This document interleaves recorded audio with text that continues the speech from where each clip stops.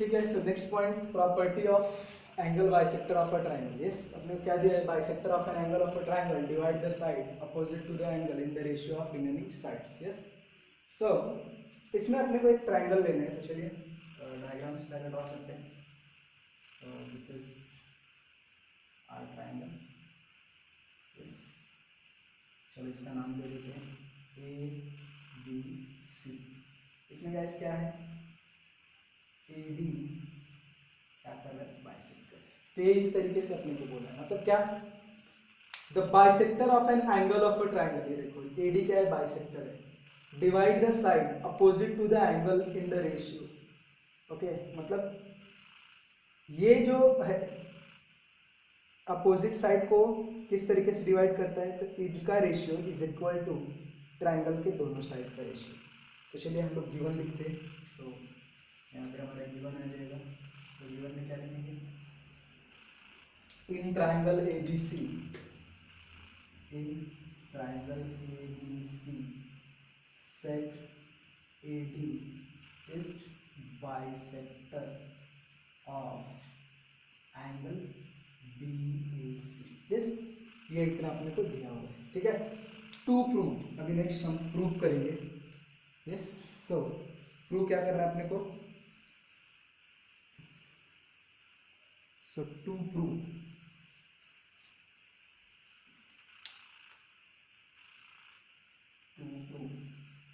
Prove क्या करना है अपने को, A B upon A C,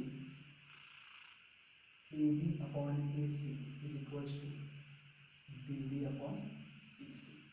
तो ये अपने को गैस क्या करना है, प्रूव करना है। तो दिस इज द गिवन, और उसने क्या बोला है, एंगल किस तरीके से बाइसेक्ट करता है अपोजिट साइड को, कि वो दो अपोजिट साइड जिनको बाइसेक्ट किया है उसका ratio is equal to triangle के रिमेनिंग साइड का रेशियो। इस देखिए बोला उसने, the side opposite to the angle in the ratio of remaining side. Yes, तो ये अपने को ये है। ठीक है, अब हमारा नेक्स्ट पॉइंट क्या आएगा, प्रूफ। ठीक है, प्रूफ के पहले इसमें हम एक कंस्ट्रक्शन करेंगे। कंस्ट्रक्शन किस तरीके से रहेगा, extend A B, okay, and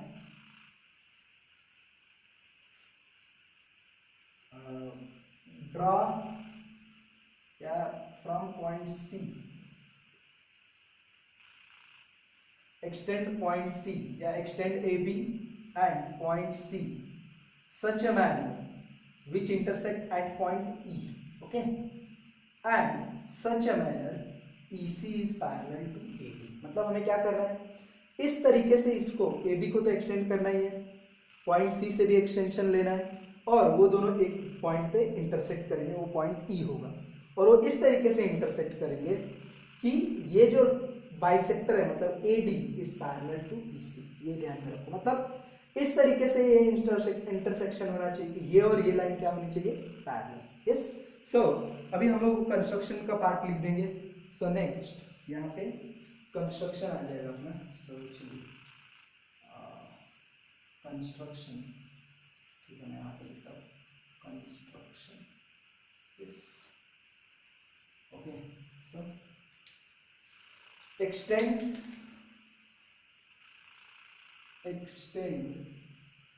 sec AB या BA and draw line from point C which intersect from point C such a manner which intersect at point E and EC and say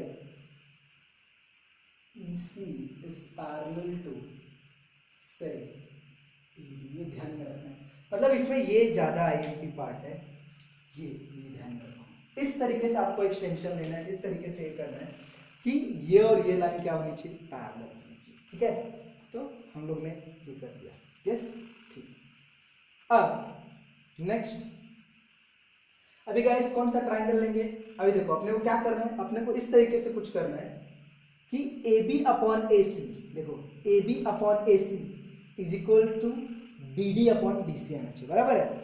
but इसको सिर्फ इतने को देखा तो अपने को कुछ ऐसा सोचता ही नहीं, तो इसके लिए हम लोग ने ये क्या किया, कंस्ट्रक्ट किया। अब क्या करेंगे हम लोग, ये बड़ा ट्राइंगल लेंगे बी ई सी। बी ई सी में हम लोग ऐसा लिख सकते हैं ना, A D is parallel to E C, yes. और फिर हम लोग ने कौन सा कंसेप्ट देखा है यहाँ पे, बेसिक प्रोपोर्शनैलिटी थ्योरम में ये अपॉन ये इज इक्वल्स टू ये अपॉन ये। तो चलो हम लोग वही चीज लिखते हैं, प्रूफ बिगिन करते हैं। यस, सो नेक्स्ट क्या आएगा अपना, प्रूफ।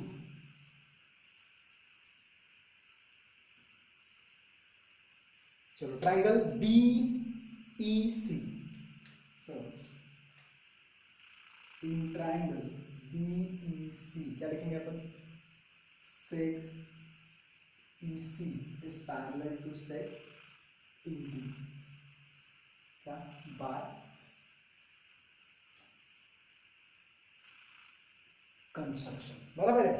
अब ये देखिए ये दोनों लाइन पैरेलल, तो can we write therefore what BA upon AE is equals to BD upon BC। Yes, reason क्या है यहाँ पे, बाय बेसिक प्रोपोर्शनैलिटी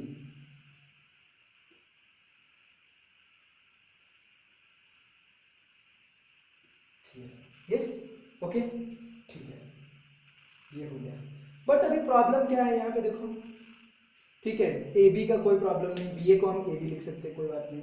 यहाँ पे किसी भी हालत में गया अगर ए सी हम लोग ने ला दिया तो हमें जो चाहिए था वो मिल गया, बराबर है। तो इस ए सी ए ई को ए सी में कन्वर्ट करने के लिए ये सब कुछ हम लोग ने किया। अभी देखो किस तरीके से, अभी ये और ये लाइन पैरेलल है तो हम लिख सकते हैं ना, सी ये और ये लाइन पैरेलल है, और अगर इसको हम लोग ने ट्रांसवर्सल लाइन लिया तो ये एंगल देखो ध्यान से, ये और ये एंगल क्या हो जाएंगे, इक्वल, बराबर है। यस, देन तो चलिए लिख लेते हैं वो चीज, वो ले लेते हैं। देखो ध्यान दो, ये और ये दोनों एंगल क्या हो जाएंगे, ये और ये लाइन पैरेलल है तो ये और ये दोनों एंगल इक्वल हो जाएंगे। यस, सो चलिए ले लेते हैं हम लोग।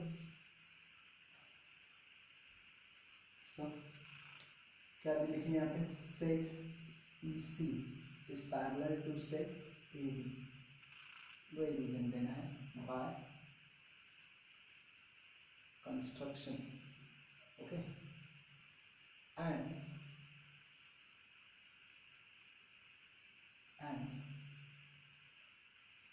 sec BE is transversal line, बराबर है, ये transversal line. So therefore angle BAD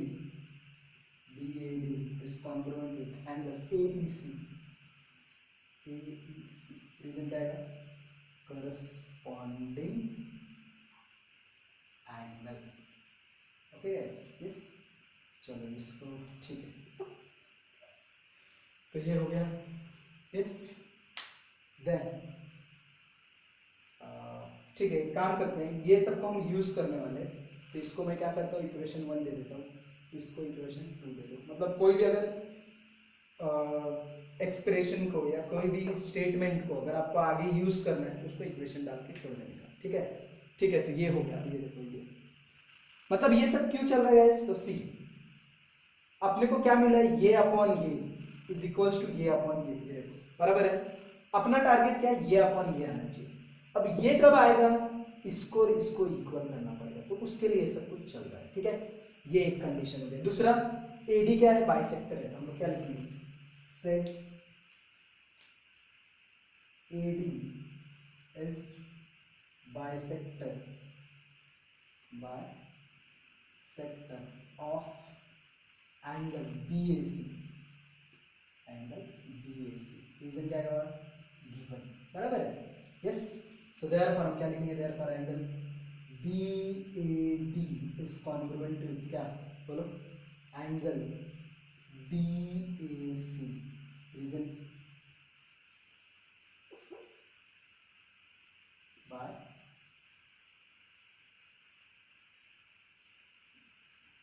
bisector of angle, bisector of angle, ठीक है। इसको हम क्या दे देते हैं, इक्वेशन 3। सी देखो क्या क्या अभी अपने को पता चला, ये और ये एंगल इक्वल हो गए, ये और ये एंगल इक्वल, ये तो ऑलरेडी दिया हुआ है बराबर है, देखो यस। अब हमें क्या कर रहे हैं, सी। अब ये और ये पैरेलल है, अगर एसी को ट्रांसवर्सल लिया तो हम ऐसा ही बता सकते हैं ना, ध्यान दो, ये एंगल इज इक्वल्स टू ये एंगल, बराबर है। तो चलिए नेक्स्ट वही करेंगे हम लोग। सो क्या लिखेंगे, सेक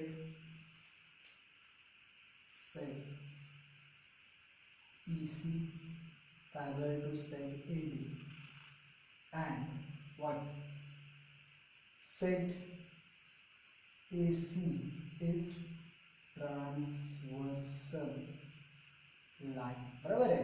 तब क्या होगा, चलो मैं यहाँ पे ले रहा हूँ, अगर इसको हम लोग ने ट्रांसवर्सल लाइन पकड़ा, देखो ये और ये पैरेलल है कंस्ट्रक्शन से, अगर AC को मैंने ट्रांसवर्सल लाइन लिया तो ये और ये भी एंगल इक्वल हो जाएगा। तो क्या लिखेंगे हम लोग, therefore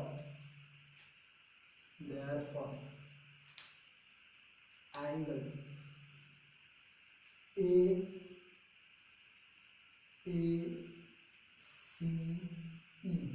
is congruent with angle DAC,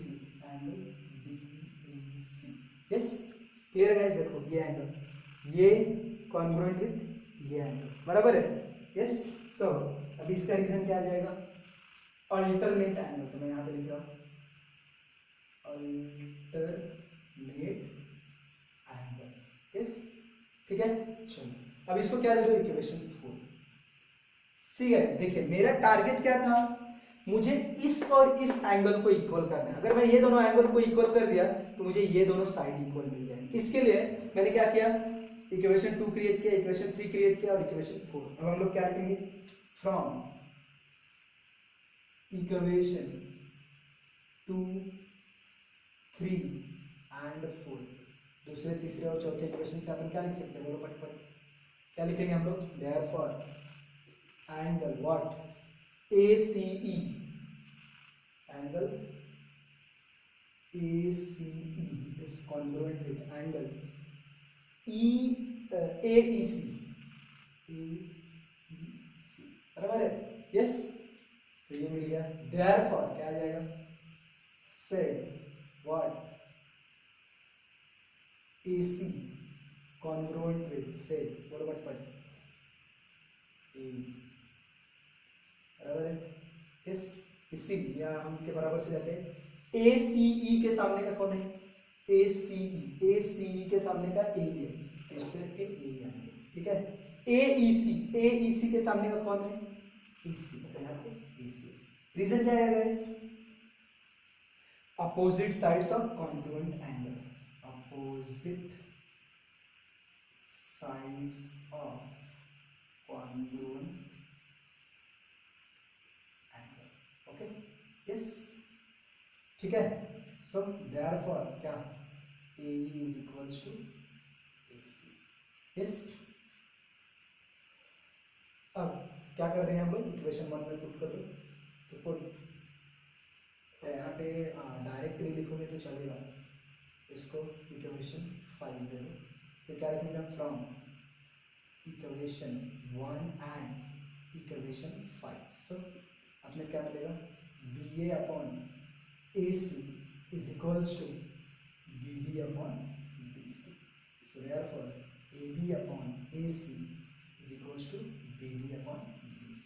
And guys इसे हम क्या बोलते हैं, angle bisector of triangle C। तो इसमें जो मेन IMP पार्ट है C, इस डेरिवेशन को हम 4 टप्पे में डिवाइड करेंगे। सबसे IMP चीज, डायग्राम तो आना चाहिए आपको, कंस्ट्रक्शन IMP रोल प्ले करता है। उसके बाद BPT से अपने को मिल गया, बेसिक प्रोपोर्शनलिटी थ्योरम से ये मिल जाएगा, ये अपॉन ये इज इक्वल्स टू ये अपॉन ये गाइस।